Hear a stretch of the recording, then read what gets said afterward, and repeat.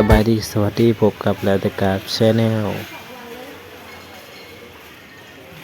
เมื่อนิกาที่พามารอตลาดทุกคนตลาดตอนเย็นทุกคนตลาดแถวสายหนึ่งทุกคนเนาะ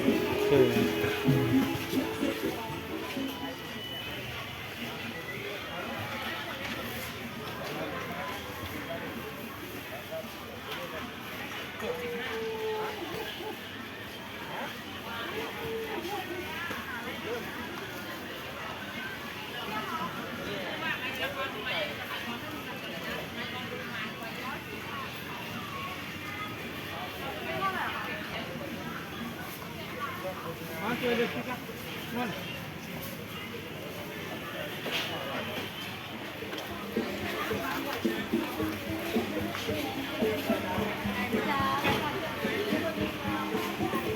งขายบสุรายพี่น้องเพราะว่าถ้าไปดึกแล้วพี่น้องตลาดไก่สิปิดแล้วพี่น้องเนาะ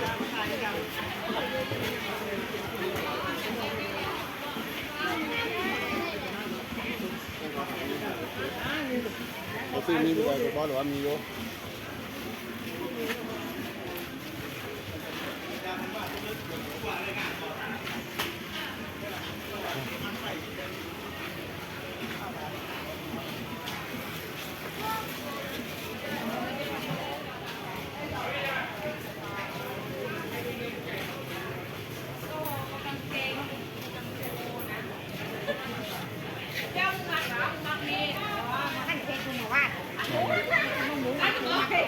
ว่าไม่เห็นยังอยู่ยังละมือนี่แม่ตามอยู่ป่ะแค่นี้แหละจ้าหมดแล้วไหมพี่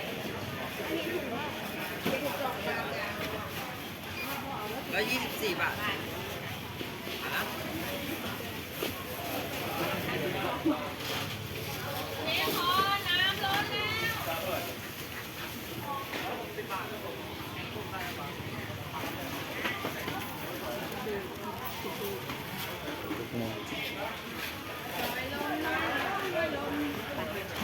ว่างในเมืองไทยปี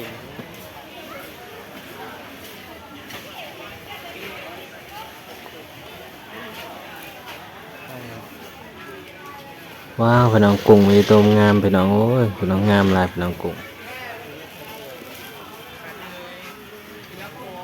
อาหารทะเลพี่น้องลายขนาดพี่น้องทั้งกุ้งทั้งปลาหมึกพี่น้องลายขนาด